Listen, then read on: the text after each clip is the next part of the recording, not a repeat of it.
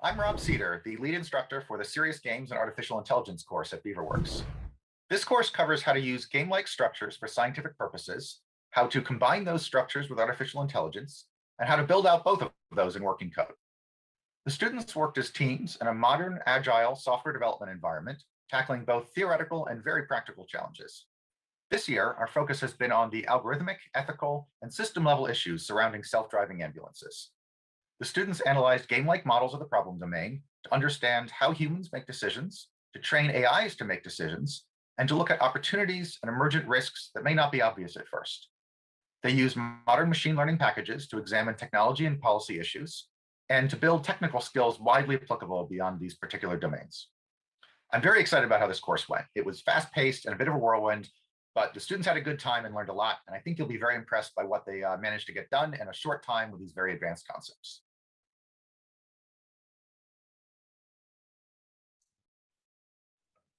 This morning, we have 7 different teams who will present their work during their time in this course. We will pause briefly in between each team presentation for questions and answers, which you can present your questions in the Slido tab on the webcast live screen. We'll start with our first team, CW1. Hello, we are Team CW1 of the Serious Games and AI course. My name is Gabriel Han, and I was the Agile leader and worked on RL and data analysis. My name is Willie, and I was in charge of UI design and machine learning experimentation. I'm Ronak, and I did programming and data analysis. I'm Kaya, and I worked on UI and data analysis. Hi, my name is Shrikar, and I did the sound design as a part of the UI, and I also created different custom maps for the RL training. So the main background for our project comes from exploring the ethical side of serious games. So specifically, we wanted to know what we can do to move away from instrumental conversions. So a very easy way to think about this would be the thought experiment of a paperclip machine, where an AI's uncontrollable reward function will cause it to distort basic rules of morality in search of a goal to make paperclips. So our group was very interested in reconciling this need for ethics with the existing need for intelligent systems to actually get things done. So given that we're very interested in this area of AI safety, we decided to investigate reward hijacking as a means of accomplishing it. And given that there's really no widely accepted solution yet, we wanted to explore this new avenue. We thought on how AI was implemented in real-life products in which they had to make decisions, such as self-driving cars or medical technology. In the prerequisite course, a discussion topic was based on the survey results of a trolley problem simulation. The scenario given was always fairly simple.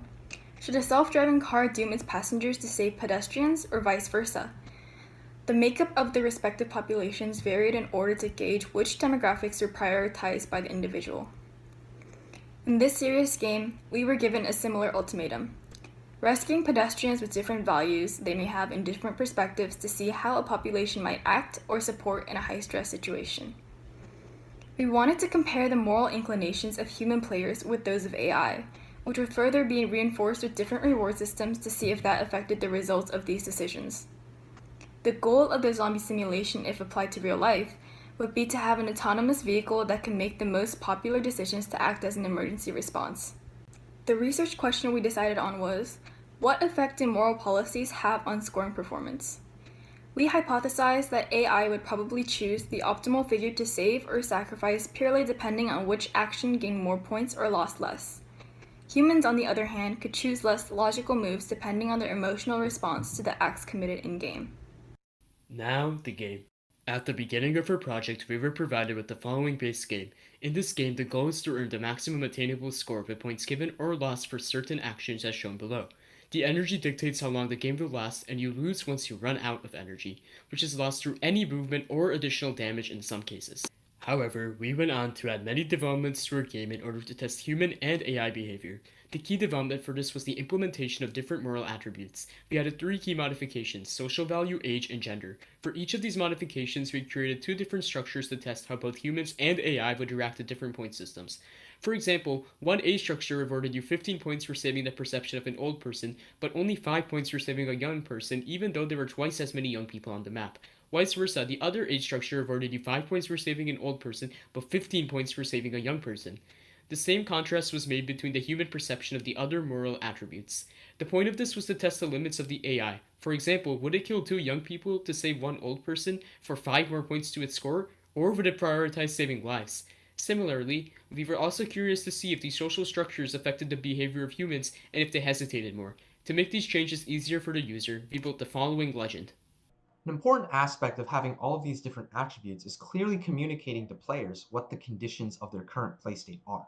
So unlike the base game, there's not as much ambiguity about what the particular pedestrian or injured agent is and what attributes they hold. So with our marking system, which clearly displays a graphic above an agent's head, the game can communicate who an injured person is versus a pedestrian, and the consequence of what going to one person are over another. So this way, the simulation will give you more than enough information to make strategic decisions consistently. This tenet of accessibility also extended to our UI design philosophy, where we intended to make things as engaging and interactive and readable as possible. So for one thing, we replaced the traditional 2D grid with isometric tiles in addition to adding the aforementioned agent sprites. And we also added some basic but very much needed quality of life additions like a battery indicator, a live score counter, and sound effects, all to make for just a more engaging and ultimately more realistic medical simulation environment. And obviously, if we just look at a side-by-side comparison compared to the base game, the difference becomes quite obvious. We're really very satisfied with the improved accessibility and interpretability that our UI modification brings. Other important changes implemented included code written for the logic and fine details behind the game. In an effort to simplify our game for the RL agent, we removed the turning mechanism so that the ambulance can navigate with basic arrow key movements, built custom maps to reduce the state space, and experimented with various reward structures. For example, we gave points for picking up a person, an interval reward for completing a multi-step task. In an earlier version, we also experimented with providing points for moving to valid squares on the map and taking away points for running into a wall and damaging the ambulance. This helped the initial RL learn to explore and move around better. Lastly, we changed the sprite probabilities and added sound effects for a more engaging experience. The same UI design that was described before, and each time you have the point counter increasing for every single time you rescue a person by bringing them back to the hospital, and for every single time you pick up a human. If you end up running over humans, you will end up losing points, which is very bad for your score. You also don't want to go into the mud or into the fire as well, because that will also lead to a negative impact. Part 2. The machine. The machine learning model we used was a deep Q network, a type of reinforcement learning. We hope to provide the machine with different states and rewards to create a Q table and allow it to adapt to new environments by incorporating a neural network. While testing, we varied our architecture between 3 to 5 layers and 200 to 500 nodes, depending on the layer. We used dense layers with a ReLU activation function, but we had experimented with some others as well. We also added a batch normalization layer, which helped speed up the initial learning and looked into using humans to jumpstart the RL. After a while, we realized that our RL agent always chose the same moves, even during training. So it was unable to explore deep into different states, pushing us to create an entirely new agent with TensorFlow DQN agent and PyEnvironment in hopes of better customizing the policies and step functions. We then started our data collection, first with human data but a limited sample size from a variety of demographics to make the best possible conclusions. First, we examined the differences in data between the 2 different route structures with human play. One structure gave more points for saving poor people and the other gave more points for saving rich people. To maintain realism, there were twice as many poor people than rich people on average. We reached the conclusion that poor people were always prioritized despite their reward structures due to a higher probability of a poor person in proximity. As seen through this graph, poor people were always saved more than rich people despite their reward structure. In general, our human test subjects attempted to save as many lives as possible through first saving those near them. Consequently, on average, more poor people were saved per game than rich people. Nonetheless, as shown through the average data on lives and deaths, there is a noticeable difference with the reward structure change with the averages, as when more points were given for rich people, more rich people were saved on average. But in the end, lives were given the utmost value, while deaths were almost always avoided. We then proceeded to test our attributes with regards to age structures. One structure gave more points for saving old people, while the other gave more points for saving the young. To maintain realism, there were twice as many young people generated as old people on each map. On average, young people were saved more than old people due to the probabilities showing the priority for saving lives shown through this frequency graph. As shown with the average data, there is still a noticeable gap due to the reward structure, with the average changing based on points, but the overall trend remaining the same. Deaths were mainly minimized in Structure 1, but in Structure 2, young people were killed more than usual. The death value in Structure 2 was a major outlier in our data, yet the trend seen with wealth structures remained. Finally, we applied our gender attributes. One structure gave us more points for saving females, the other gave us more points for saving males. To maintain realism, there is an equal number of males and females on average. With equal distributions of both, more attention was given to saving whichever gender carried more points, as shown through the shifts in the histogram. Yet, the main focus was on saving lives and minimizing death, with nearly zero death averages as shown on the graphs. On the other hand, the RL prioritized not killing people to prevent itself from getting negative points. So what does this all mean? From watching participants play, we noticed they were mainly concerned with bringing people to hospitals as it was the main objective of the game, not paying too much attention to the attributes of the people. They usually prioritized the people in the vicinity of the ambulance as it would be most efficient short-term with limited turns. However, when faced with two different characters similar distance away, people usually chose the character which provided more points. When taking into account probability of appearance, each character was saved more when they were prioritized. Since the map was seen from above, the attributes were not as clear to the player, and the player did not have as much sentiment for the various characters. So after all of our modifications, was our hypothesis correct? We collected data from each game type of varying reward structures and determined it was partially right. While the different reward structures definitely made a change in people's decision, it was not the only factor, and more data would be needed to verify significant result. People usually prioritized efficiency, and whichever character provided more points. This indicates that people were not emotionally attached to the characters, but had learned at the back of their mind to save the character with more points. In real life, this would be probably similar, because while driving around a city full of injured people, one would look just to save the dying souls in front of them, without being able to see whether they are rich or not. However, small visual cues may change people's perspective while choosing between two people depending on their own moral values. With more time, our dataset would have included a wider range of test players. This would result in better interpretation of how morals are distributed and showcase the differences in human behavior. Adding empathy into the game would allow the player to be immersed into the game, which may lead to different results. Finally, by making the AI more advanced, this may cause data that shows how a machine is influenced by a point-based system even more than it already is right now. There are also a few more things we would add to the game for future use and more time. For a greater sense of urgency and realism in the UI, we would model a realistic field of view and also have infection rates increase as time progressed. We would also heavily focus on getting more insight with our AI for better machine comparison and also embed more empathy to see if there's a more visceral effect to actions for humans. The main conclusion is, human players didn't focus on morality as much as we expected. It was observed that they stuck to a more logical calculation of who was closest to them to save. Points had an effect when having to choose between two lives that could easily be saved in terms of proximity or terrain. When given a goal, they strive to achieve that specifically. From interpreting the data, you can see that the groups prioritized were rescued more depending on each value structure. And it should be mentioned again that our game was not realistic in the passage of time or perspective of a vehicle and its movement across the map. We chose to show ultimatums in simple ways to determine the patterns of moral choice. In addition, there was no duress to affect the players as there would have been in an actual emergency state, which may have altered the reality of the results.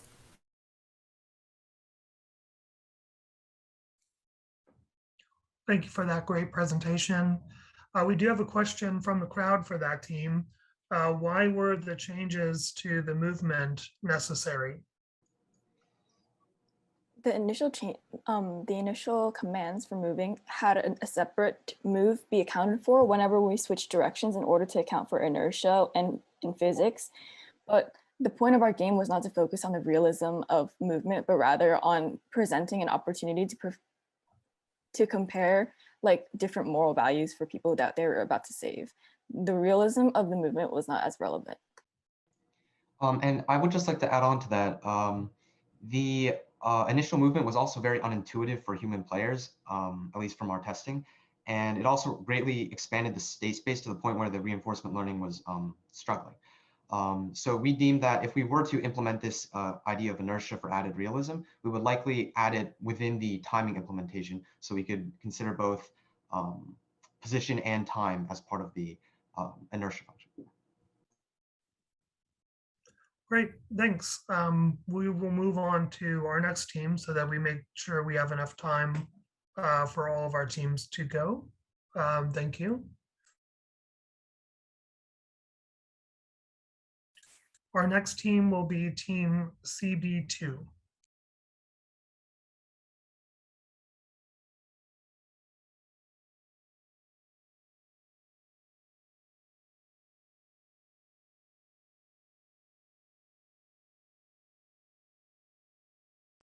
Hi, we're Team QB2, and we'll be presenting our Serious Bird World game mod. I'm Audrey. I'm Key. I'm Jennifer. I'm Julie. I'm Nathan.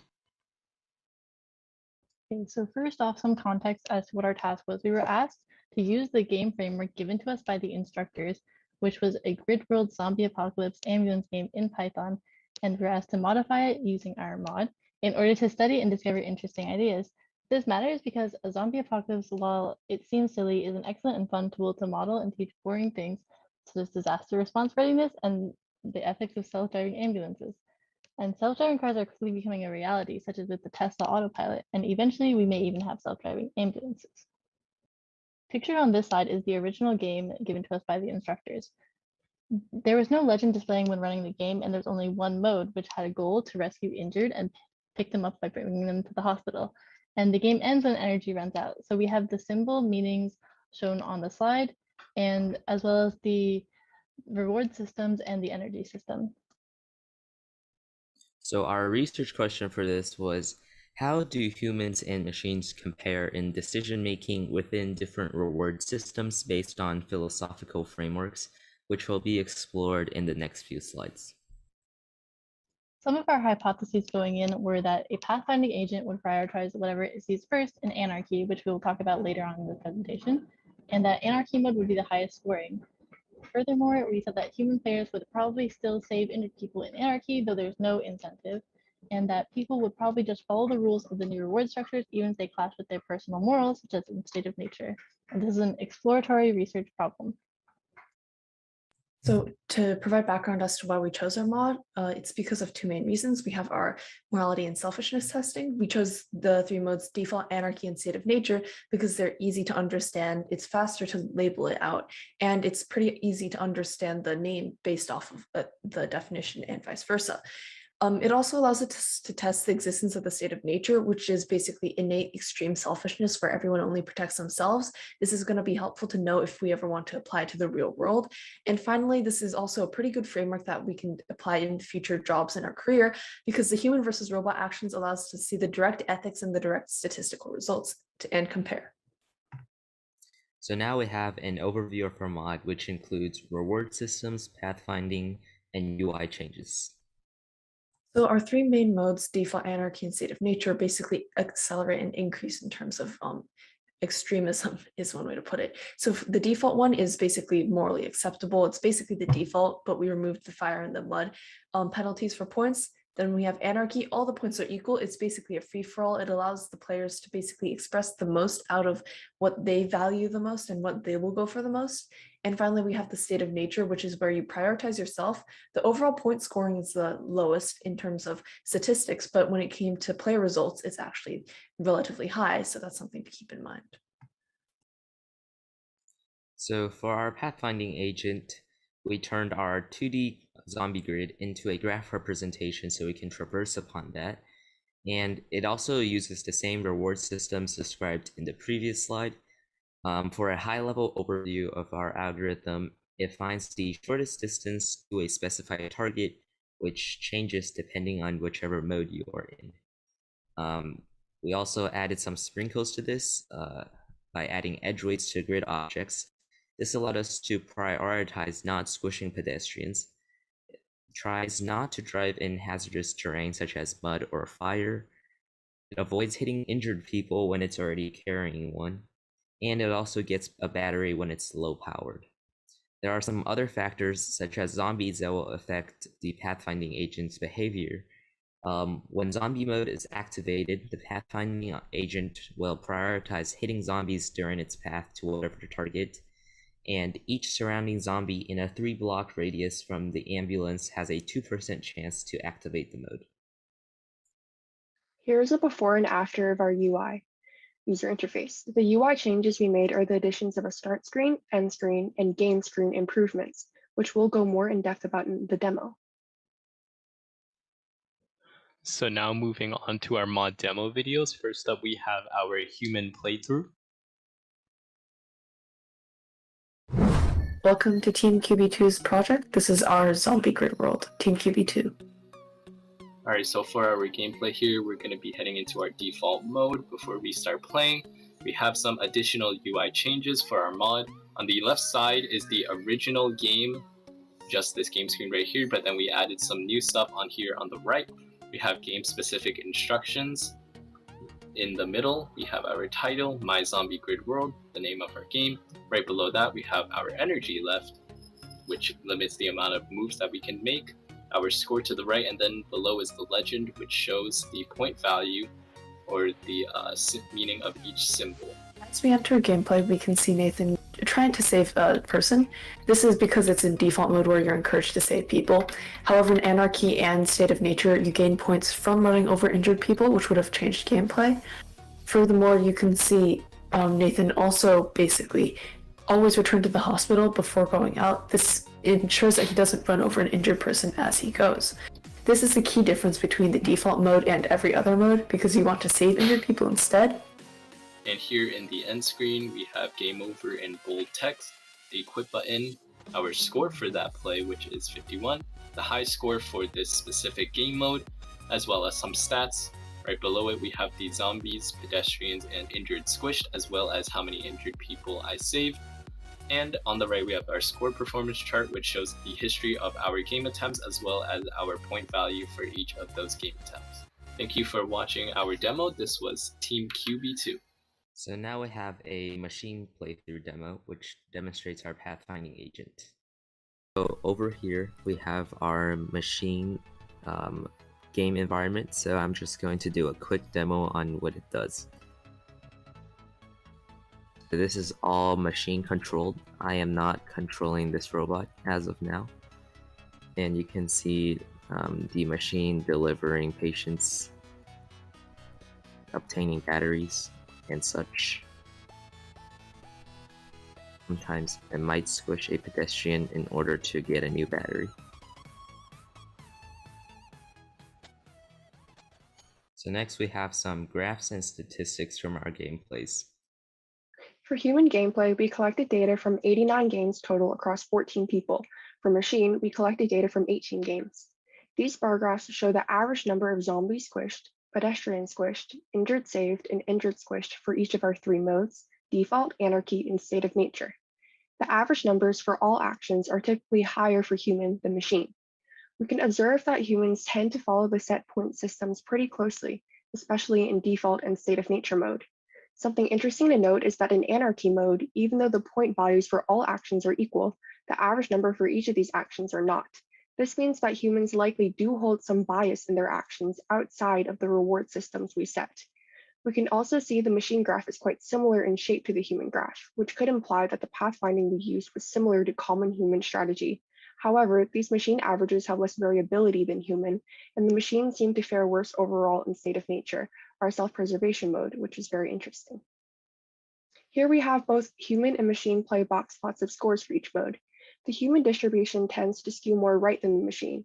Both distributions have outliers, with humans having especially more in anarchy mode, a few human players scoring very well in this chaotic mode. Humans also have a higher median score overall, as well as a much greater range, which could be caused by a dramatic difference in strategy by humans. To summarize and synthesize and analyze the results that we just went over, we see this chart and the analysis below. First of all, the first trend that we noticed was people were unable to completely avoid injured people running over them, and people didn't really care as much about running into pedestrians than the bot did. The moral implications is that we are less perfectly moral because we have more errors inherently, like you can be tired when you're driving and more and more. The second behavioral trend that we notice is that there are significantly higher scores in the state of nature over the default mode, even when it comes to taking into account the bot's naturally higher one. The moral implications could be a natural affiliation with the state of nature, so possible proof that the state of nature does exist, except in a much less drastic form. In the end, if we step back and look, we can notice that human players do follow the rules of the reward systems relatively strictly, even when it possibly clashes with their own personal morals, such as in the state of nature. However, on average, human players did show their own default morality, or the more normal morality, during the anarchy mode by saving injured people when the reward system didn't necessarily push for them to do so. And finally, if we step back to answer the question and follow our hypothesis, we notice that varying reward structures cause players to exhibit different behavioral tendencies, whether it be showing players with both flawed behavior, running over pedestrians and injured people, or scoring higher in the state of nature, which is morally flawed, or showing a more ethical side by saving people in anarchy when they don't really have to. Now, what's next? Here's some ideas for how we can improve the game, or some ideas for what we should do after we have developed the game. First, we have improving the quality and realism of the game, which includes having moving zombies, disease spreading, changing terrain, and graphic icons or sound that will make the game a lot more realistic. Next, we have reworking the control system.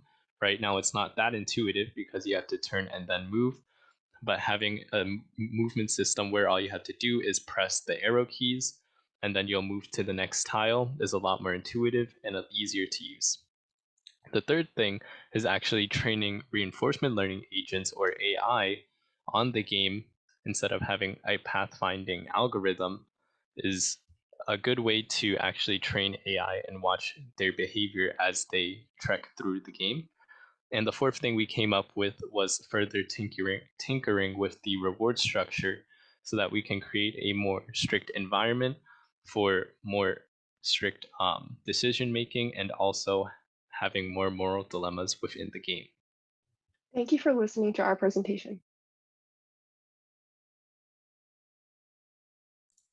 Thank you, Team QB2.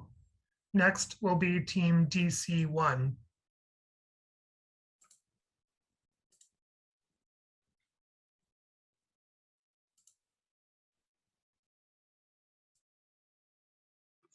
Hello, everyone. My name is Tal Lednyov, and I'm joined by my teammates Dylan, Jillian, and Cameo to present our zombie game modification we titled Zoronavirus.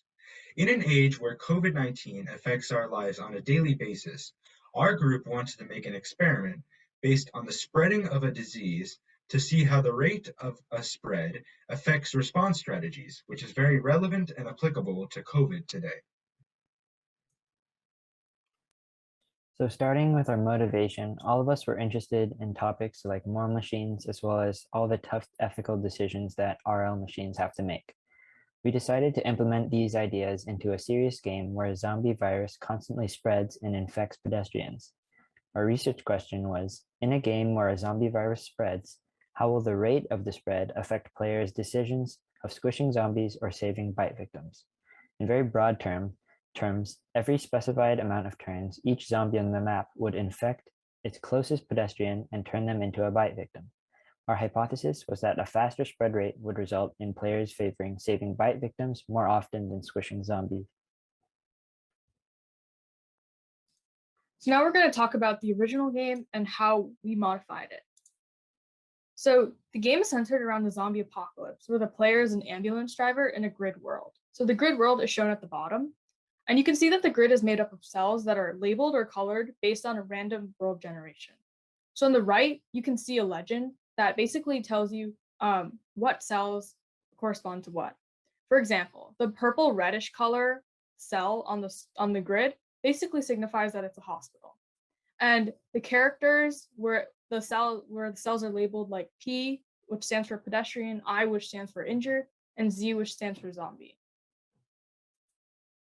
So the goal of the game is to save injured by bringing them in an ambulance and bringing them to hospitals. So along the way, you can also earn points by squishing zombies, and you can also choose to squish pedestrians if they're in the way, but you will lose points for that.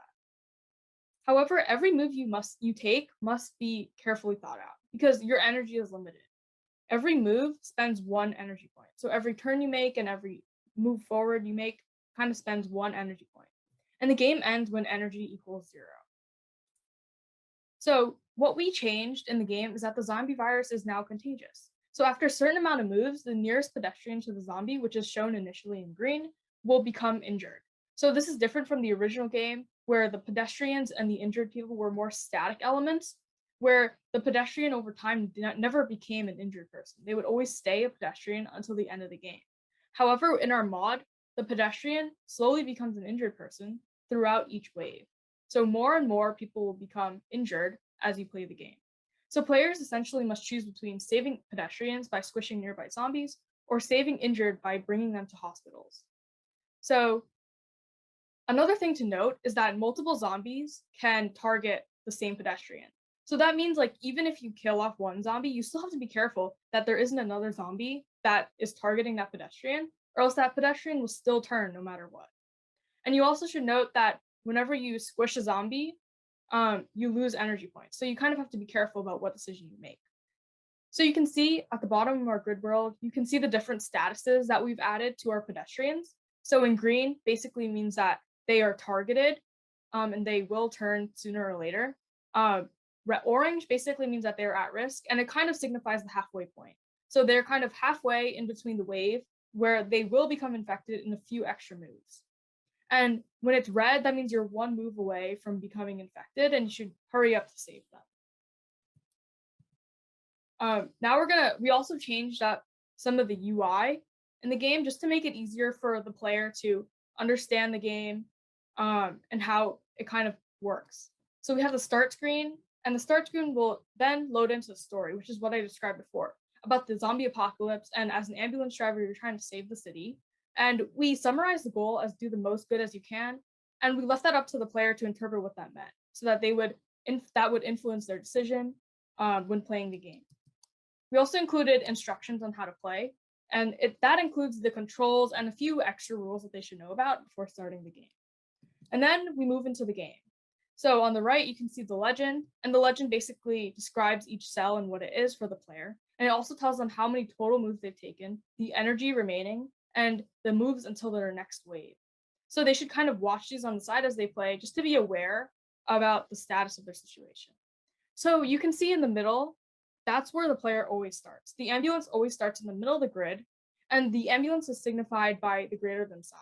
So wherever the point is going is the direction that the ambulance is facing. And you can kind of see like the different statuses. So since it's the beginning of the game, the pedestrians are still green, which means they're targeted, but they're not at risk yet. So now we're going to move into a live demonstration of the game. So this is kind of starting up the game, and these are the 3 screens that play before you get into the actual game. And now we're into the actual game. And you can kind of see that something you should pay attention to is the status of the pedestrian, right? So you want to take note, you see how they're changing color as we're moving more and more, which basically signifies that the wave is happening and they're slowly becoming infected, which you just saw. Also note that every turn that the ambulance takes is an energy loss. So you kind of have to be careful about how much energy you have left and what you want to do with that energy. And notice how right now I have a pedestrian, and when I enter the hospital, I leave without a pedestrian on me. So that kind of tells the player what their status is in the ambulance and what they should do next. And also kind of squishing zombies along the way. And the game ends when the energy is equal to 0. So now we're going to talk about the findings.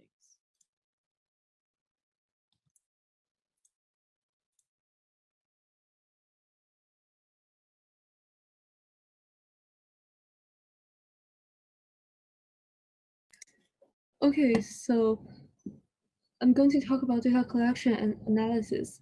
Basically, how we collect our data is that we ask our classmates, friends, parents, and TAs to play this game for 3 times, and we record their number of injured rescued, zombies squished, pedestrians squished, and injured squished of every round.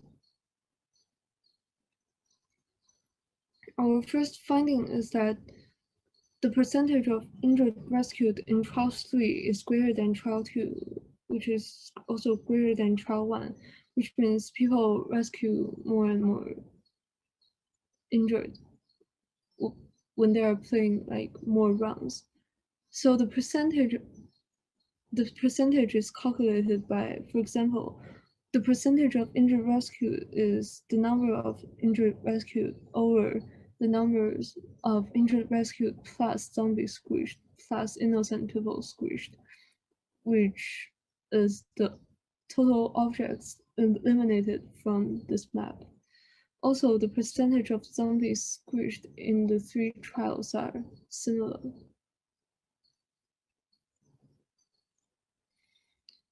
Our second finding is that the spreading rate equals to 15 group, which is the group with a faster spreading rate, rescued more injured people. But there are no big differences in the percentage of zombies squished, which corresponds to our hypothesis.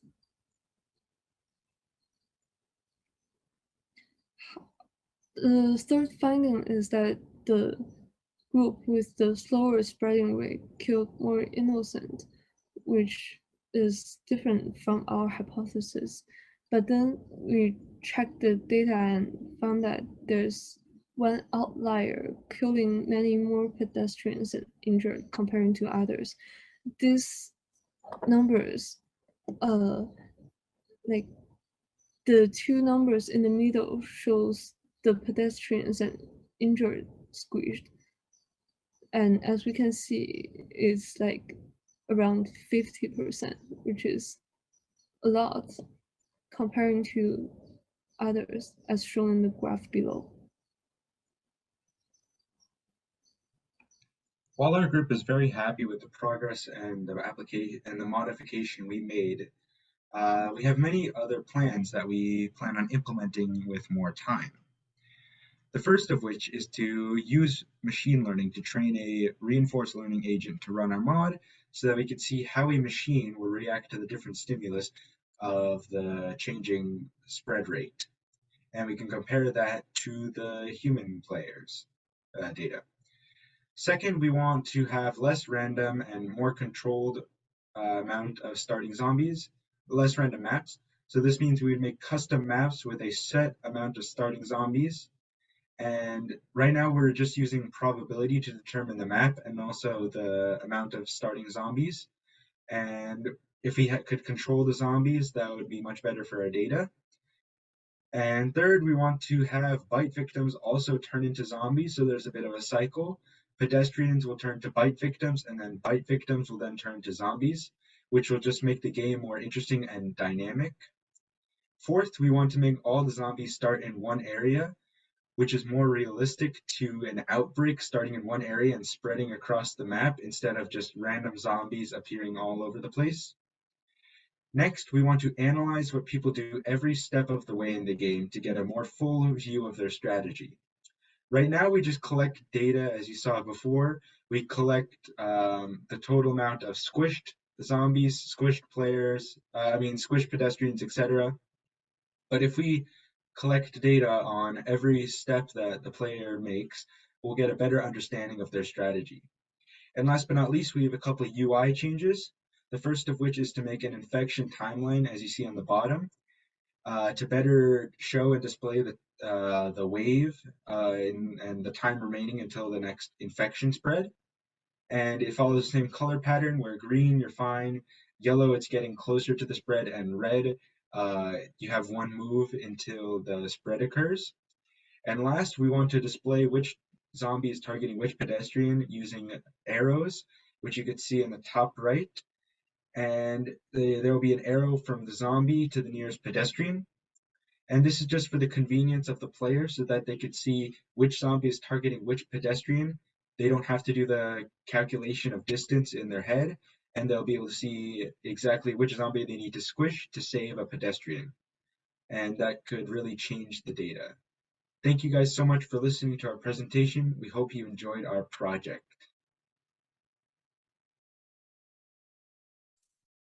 Thank you, Team DC1. Our next team to go will be Team CW2.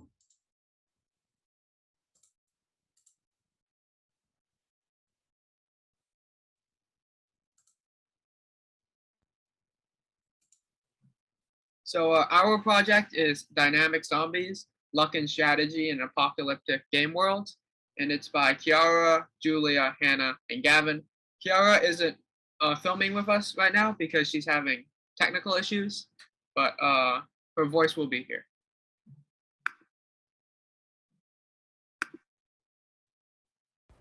The development of self-driving cars poses ethical challenges that must be answered to maximize efficiency and safety for consumers and passersby.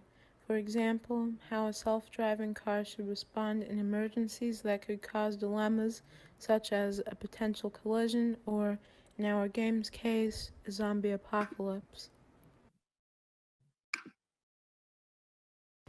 In the base game, the player spawns in the middle of a randomly generated map with floor, mud, fire, and wall areas. Pedestrians, victims, batteries, and zombies are scattered around the map. The player can gain points by taking victims to a hospital and running over zombies, or gain energy by picking up batteries. The player loses points for running over pedestrians and victims, or driving into fire, and loses energy by driving into mud.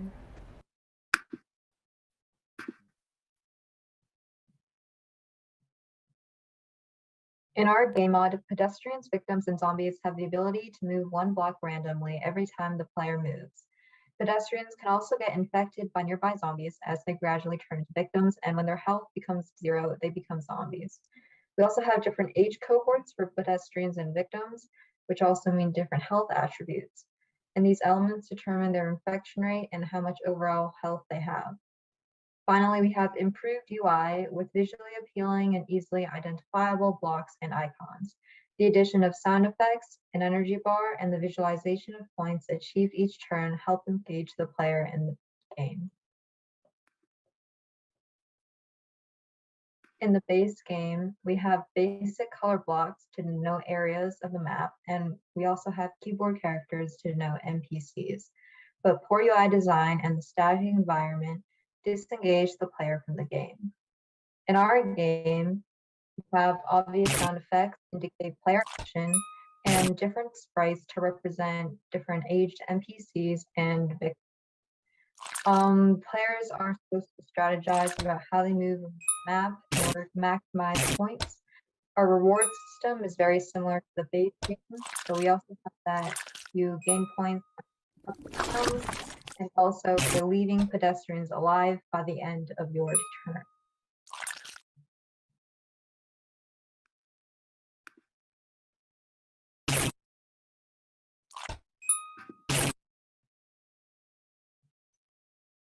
A research question asks, how will a dynamic environment and varying NPC attributes affect human and machine decision-making? We hypothesized that the RL agent would be more willing to hit people and take risks that to increase long-term rewards over human player decisions. For example, an RL agent would rather go through fire or mud in order to run over a zombie or save a victim, rather than the human player, which would turn away and go do something else.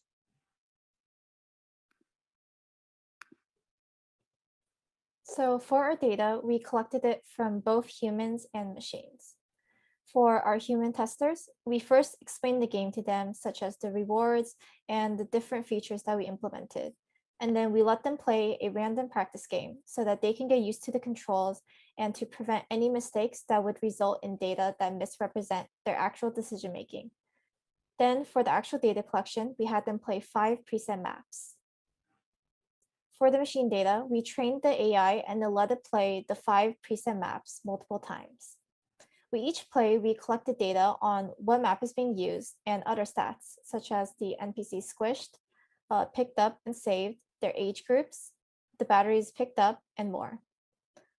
The numbers shown in these graphs are the average of all of the human plays or all of the machine plays. The left bars in each pair represent humans, and the right bars represent machines. And in these graphs, we are showing 7 different categories: total points, number of pedestrians squished, victim squished, zombie squished, victims picked up, batteries picked up, and victims saved. For all of the maps, human play did better than the machine in general, especially in things such as saving victims and squishing zombies. And for maps 1 to 3, we noticed that the pedestrians squished were about the same number for both human and machine. For map 4, we noticed that the machine tended to stay in the fire longer, which led to the negative average number of points. The average number of victims saved seems to be constant throughout all 5 maps. The amount of points may depend on the batteries picked up because it allows for more turns to gain more points, as well as the number of zombies being squished. And we also notice that the AI tends to take a more passive approach than human.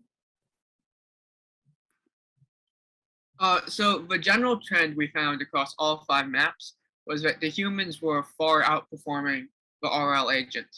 And this was true in almost every category except for pedestrian squish, which were the same between the machine and the person on maps 1 through 3. Humans were much better at picking up batteries to extend the playtime. They also were much better at saving victims than the machine. One small trend that we did notice was that human players prioritized younger victims, which does show a preference for greater terms and greater amount of points in the short term, as younger victims awarded more points, but also were less likely to expire than the older victims. So it shows a prioritization of gaining more points in the short term over potentially risking those points to gain more in total. The main conclusion we reached was that the RL algorithm had a very hard time learning our game. And even though it possibly wasn't as well trained as it could have been, it is worth noting that it was trained and tested on a very limited set of maps, which should have given it a real advantage in learning the rules of the game. Instead, it seemed to fail to really understand the game environment or develop any real strategy that was comparable to human play. The reasons we think the RL agent struggled was that our game is quite reliant on luck.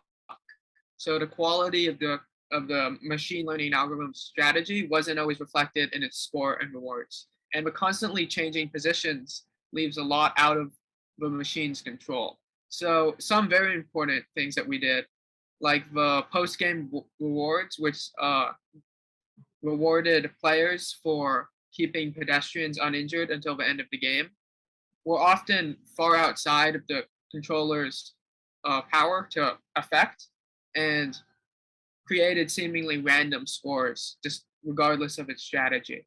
So while it's realistic, as in situations like disaster relief, it's more important to make the best out of the situation than to simply try to control everything. It did make a very poor environment for RL training, as the feedback it was receiving was incredibly inconsistent. So a less random and less complex environment would have likely been a far better place to start it for training. And then future feature ideas. One was to further complicate the game's rules with factors such as ambulance health and a zombie cure. We could also add co-op with AI and specialized AI controllers. The idea behind this was that the AI seemed to struggle with the many factors and prioritizations needed within the game. So perhaps dividing up tasks with uniquely specialized AI controllers could have been a much more efficient way of teaching it. And another one was to semi-randomize events to make the outcomes more predictable and to give the AI a better grasp on the changes in the game world. Thank you for watching our presentation.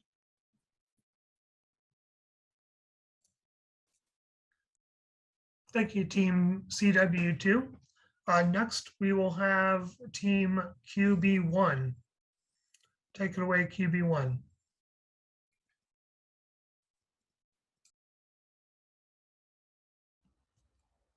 Hello everyone, this is our project and it's about AI's evolution without immediate gratification.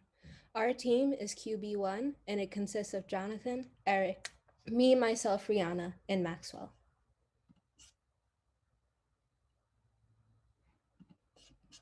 So here's our motivation. First off, our goal. Our goal is to look into a human's and an agent's ability in order to accurately predict future states given limited knowledge. And this directly relates to our research question, which is, can users or an agent adapt to plan ahead in a passively changing environment? Our hypothesis for our research question was that after a short learning curve in the beginning, human players would be able to pretty much accurately predict or at least adapt to the future. However, with sufficient training, an agent would be able to outperform the human, as it is seen in chess or in checkers. This is the original game that was given to us without any modifications. It's a 2D grid representation of a zombie apocalypse, and you're an ambulance. Your main goal is to navigate throughout the terrain and to transport patients to hospitals.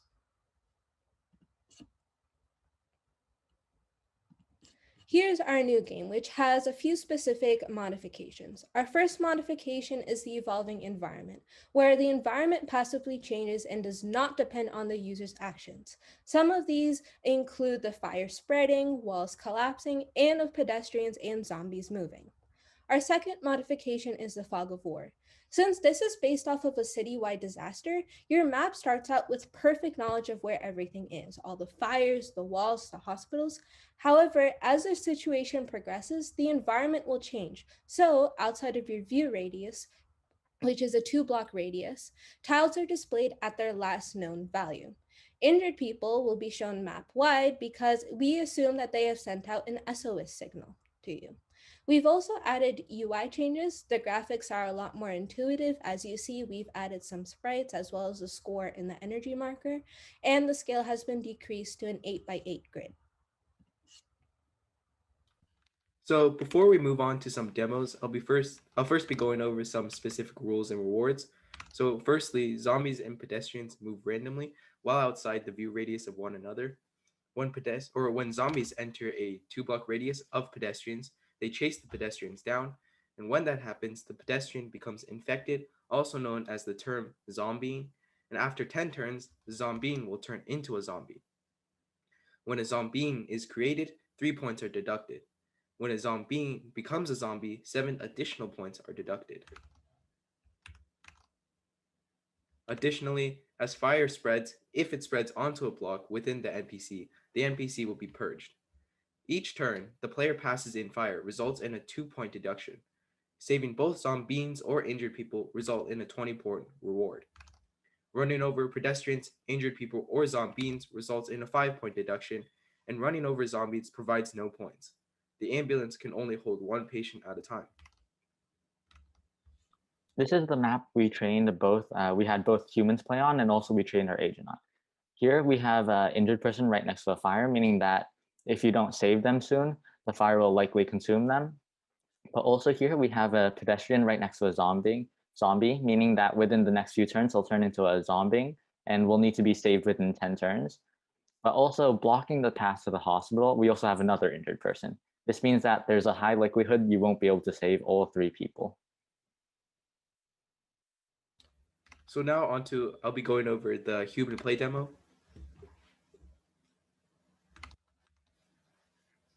So as we can see, the player first runs over the pedestrian, then picks up the closest patient, transporting them to the hospital. Then the player picks up the last pedestrian and also transports them to the hospital, resulting in a total point count of 20. Now onto a demo of our agent. So firstly, our agent moves 2 steps forward, running over the pedestrian and the zombie.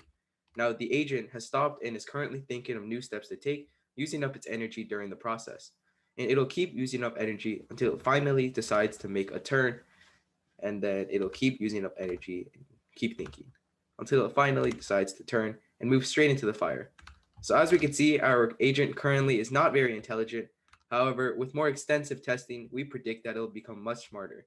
The agent we used is a standard DQN agent, and it's been trained on a bit over 2 million steps. So here you can see the human data as they played more games.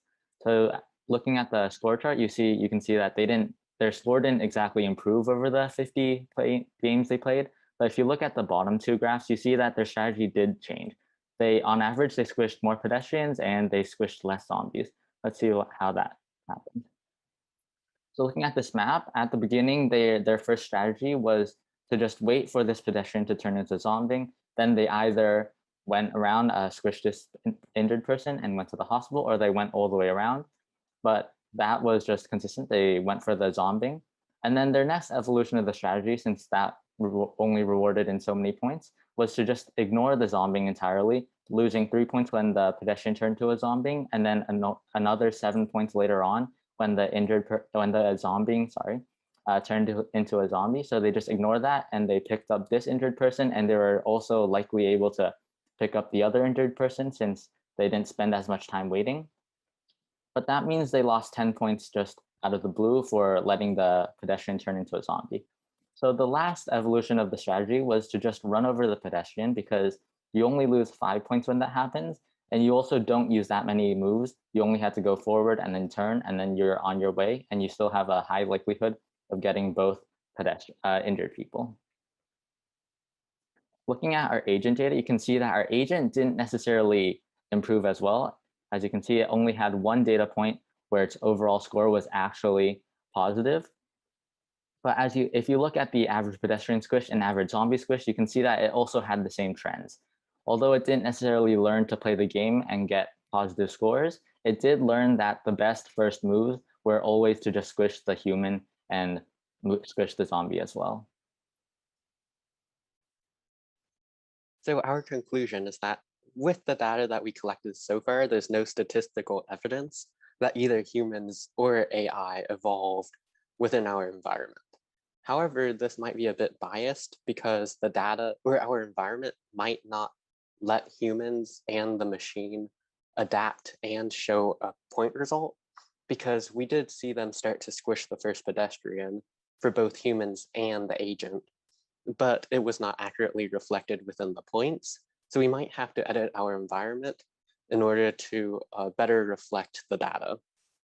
And in addition, our modifications might not give humans the points, assuming they do change, which assuming we edit the reward system and the environment would hopefully have a significant change. In addition, we could also add a legend, because some parts of the UI are still difficult to distinguish, and this could help reduce the learning curve for humans, and then we could gather more data. Assuming the agent could train for more time, that could also help provide significant data, because the AI did start to adapt within our steps or our training set. But assuming we trained it for longer, it might be able to surpass the play testers. Because while the play testers started at a higher level, they might not be able to increase as much. And the agent over time has a higher skill cap and might eventually discover strategies that humans did not. Yes, and thank you for listening. And are there any questions? We do have one question. I want to limit it to about 15 or 20-second response. So please be speedy with the answer. Why specifically an 8x8 grid? Was it to accommodate the 2-block radius feature better? Okay, I can take this. So basically we had, originally the base game was 25 by 25, but that was hard for the agent to train. So we cut it down to an 8x8. And then we also experimented with different fog of war radiuses, but we settled on 2 to accommodate for the 8x8 grid. So that was the order we designed them in. Great, thank you, Jonathan. All right, next team is team CW3. Take it away, CW3.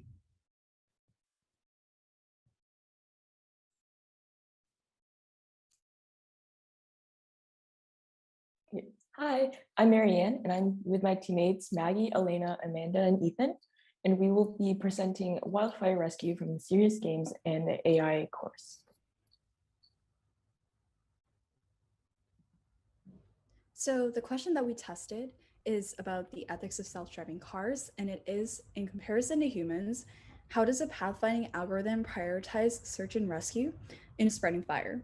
So our hypothesis was that overall, a basic pathfinding algorithm would be more self-destructive than a human player, since rescuing pedestrians, regardless of their location, is always prioritized by the algorithm, making the algorithm more likely to ignore self-preservation and the ability to rescue more pedestrians in order to deliver the ones that it can. So this is our basic game state. There are 6 different important items: the ambulance, injured people, which is represented by a black eye, the hospitals, which look like hospitals, 3 different terrain types, which are essentially out of bounds terrains, impassable terrains, and passable terrains, a fire, which starts in the corner of the map, and batteries, which replenish your energy. How the game works essentially is the fire will spread over time. That's why it's concentrated in the corner of the map, and it will jump to random tiles close to where the fire is, and this will cause pedestrians to die. Our whole goal here was to see what kind of decision making would be best in this kind of changing game state, and how players and our pathfinding algorithm would prioritize which people to save.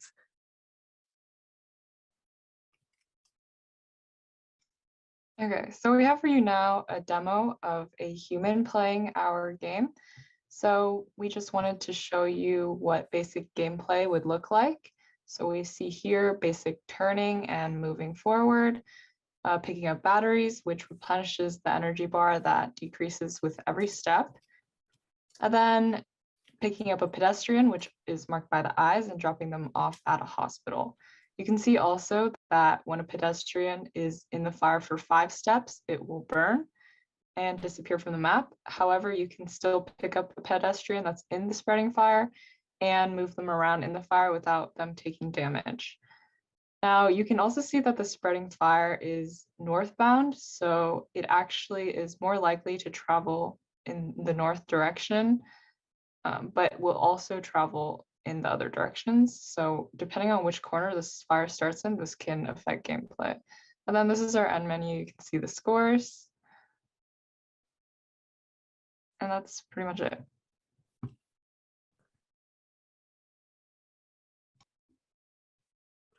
So we have several end conditions, although they all entirely rely on the ambulance's energy value hitting 0.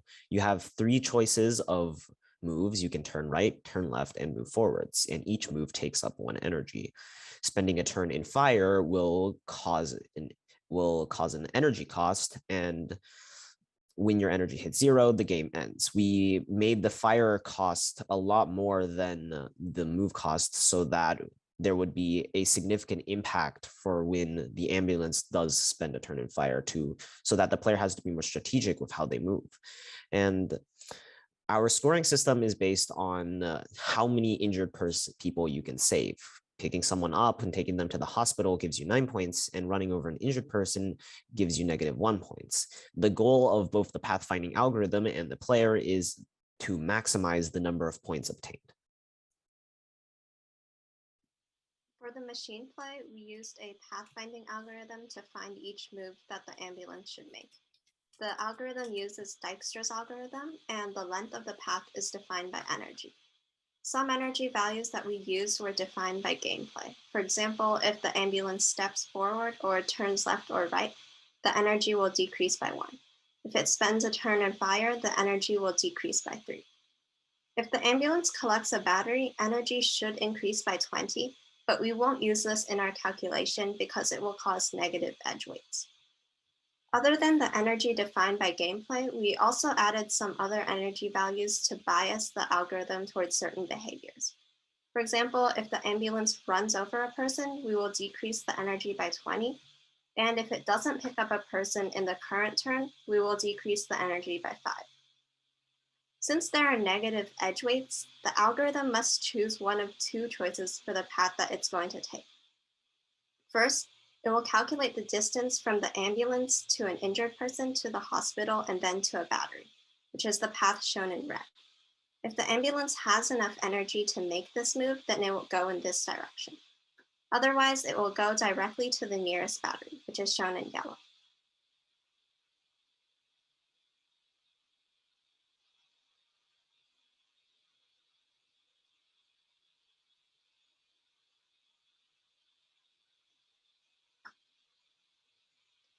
This is an example of the machine's automatic play.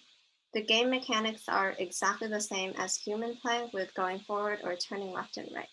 And the only difference is that the algorithm chooses the steps that the ambulance takes for each move. So the game doesn't require any input from a human to play.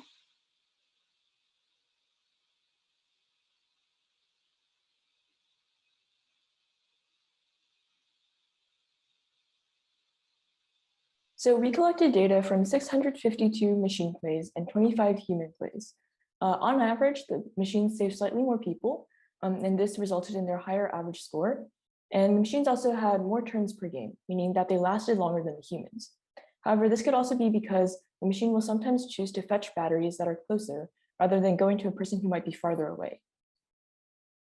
On the left, we have a chart showing the object counts. So we have categories like the number of pedestrians squished, delivered, burned, picked up. And we also have a category for the number of batteries picked up. So out of 652 machine runs, the machine only squished 1% total. This was due to the high penalty for squishing someone. And in comparison, the machines are slightly more willing to squish people in order to get to a hospital or battery, for example. One pattern that appeared during machine play was that when one injured is left on the opposite side of the board, the machine sometimes doesn't go pick them up and deliver them, and instead chooses to pick up batteries because there's this penalty for not picking up people. So it thinks that it's out of energy. And on the right, we have a graph showing the number of steps ended in fire. And while it might seem that the machine is more willing to risk going into fire to save someone compared to humans, one reason why the number of steps in fire is so high is that it will continue fetching batteries in fire rather than avoiding it and fetching a person. After we conducted all of these tests, we found that to answer the hypothesis, the machine prioritizes the injured people that are closest to it and then the batteries. Despite the fire penalty, it is still willing occasionally to go into fire. So one of our top questions was, even if the pathfinding algorithm saved a higher percentage of people more often than human plays, is it more ethical? So that depends on what you count as more ethical. An example would be fewer people squished. And then this ties into our second question, when does success become a greater factor than ethicality? And again, this depends on how you define success. So for example, you could define success as the number of people delivered to hospitals, number of people rescued in fire, or number of times the ambulance escaped fire. And you can measure this by valuing either self-preservation more or altruism more. And this could go multiple different ways. And then our next question was, how would public opinions due to ethics impact implementation of a self-driving ambulance in real life? So this depends on people's current perception of AI and if they think that the self-driving ambulance will improve search and rescue over current ambulances. And what are the human flaws that we want to minimize in the autonomous vehicle so that it can best achieve its aim? So in game, we could perhaps measure the level of anxiety when players play the game, and also the psychological impact of UI in the game. So by conducting this experiment and comparing data between a pathfinding algorithm and human performance, we can identify patterns or tendencies in human behavior that an algorithm may or may not exhibit. In a real-world application, which would ultimately be the goal of our project, we would likely require a more sophisticated form of AI than pathfinding. Though we definitely found success with pathfinding, especially given our time frame and project scope, there's definitely fallbacks. Firstly, it's an algorithm, which is a form of AI, but doesn't dynamically learn and change. And we could also think of this from an ethics standpoint, putting a literal cost value on the actions it does, including on saving people to calculate the ideal path. With reinforcement learning, however, it learns and adapts to its situations, which would be ideal for dynamic situations such as a spreading fire. Though we feel that we have made steps towards improving the UI design, overall it's still less intuitive than we would like. By improving clarity and user experience, we hopefully would avoid skewed data in human play because of lack of understanding of the game itself, rather than because someone made the choice to play that way. Speaking of data, we found in particular we lacked having significant data to analyze. Firstly, we focused on only one kind of map, when running trials, as in the number distribution of batteries in hospitals, for example. So we'd be interested in how our data would be different on a different grid layout, say with only 2 hospitals on the map. Ultimately, with more time, we would definitely run more trials, both human and machine, to improve the accuracy of our current conclusion or maybe reveal some new findings. Thank you all for listening to our presentation. We sincerely hope that you enjoyed learning about our work and our findings as much as we did. Thank you. And for our final team, Team DC2.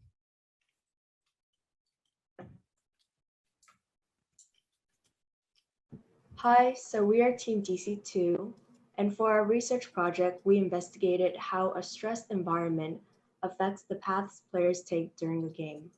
My name is Ray. My name is Rashida. My name's Gabe. I'm Rahel. I'm Jeffrey.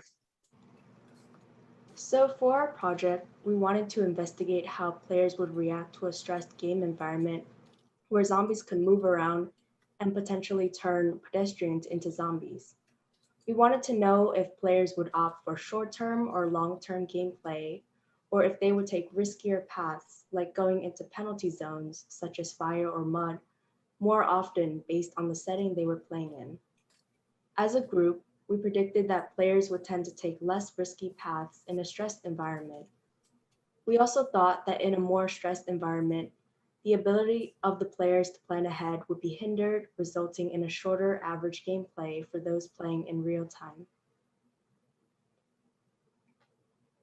In this game, the player acts as an ambulance driver during a zombie apocalypse in order to try and replicate a simulation of what self-driving cars would do in the same situation. Players are rewarded for saving the injured and for squishing the zombies, but they are penalized for squishing pedestrians. Players are also penalized for entering zones like fire or mud. And we made some game modifications as well.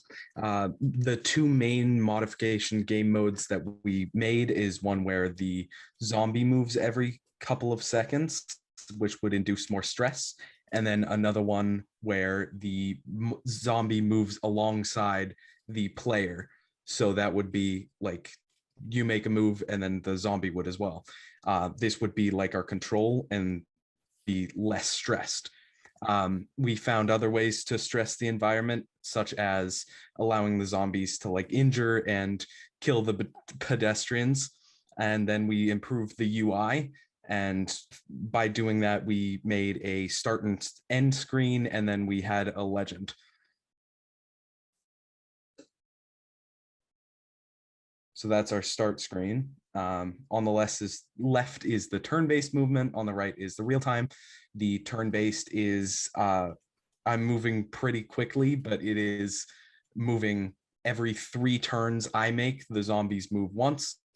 But on the other hand, with the real-time movement, the zombies move approximately every 3 seconds. The zombies also have the ability to injure the pedestrians, and that can be represented on the legend with the 100% pedestrian, 75%, and so on. They're represented by several different colors. As you can see on both maps, there are some green, some yellow and orange as well, and some red too. And eventually the pedestrians will take enough damage that they will convert into being zombies. That's our end screen, and it lists some of the data points we selected. So after we finished implementing our modification, we got people to test our data to test our modification and give us data in both of the 2 modes. We'd have the data displayed on the ending screen. And we analyzed it through Python libraries like pandas and matplotlib to effectively make data frames and graphs you'll see on the next 2 slides.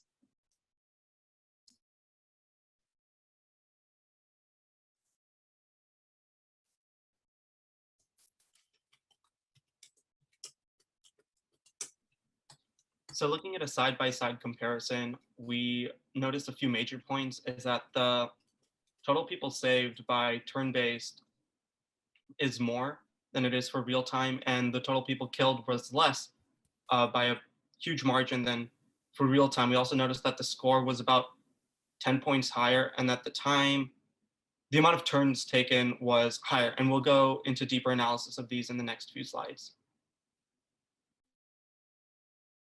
Yeah, so located here is the score distribution for the real-time gameplays versus turn-based gameplays. And as evident, the turn-based gameplays had a higher score on average, with one outlier, whereas the real-time gameplays had a more varied distribution. While the turn-based graph has most of its points at a score of 18 or above, the real-time graph has a more even balance of low and high scores, with lower scores on average. This proves the efficacy of our stress factor. Players did worse in our real-time version, as time was a key stress factor that we implemented, whereas in turn-based versions, players had more time to think about the consequences of their decisions and make better choices. So featured here are box plots that portray the score distribution in a more statistically adept way. As seen here, the median for the turn-based scores were much higher, even over 10 points higher, along with the 25th and 75th percentile being higher.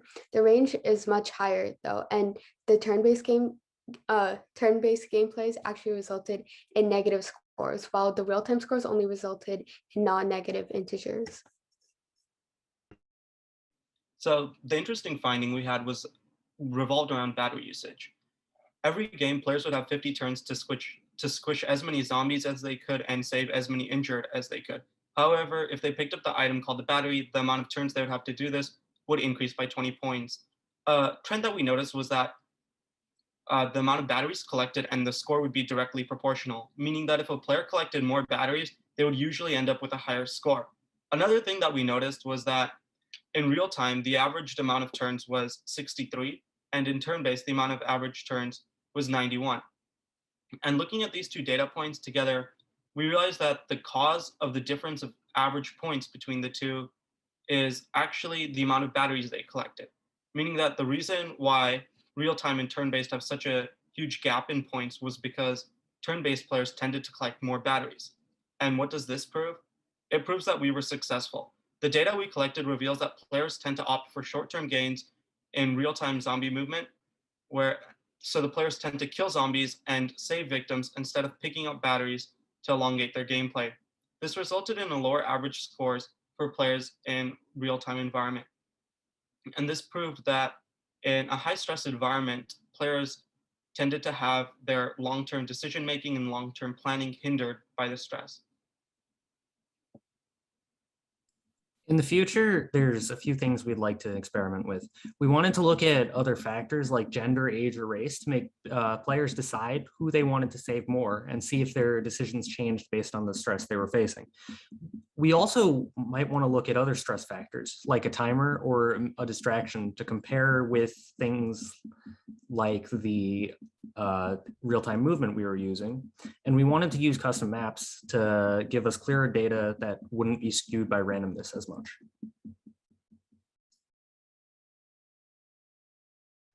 Thank you.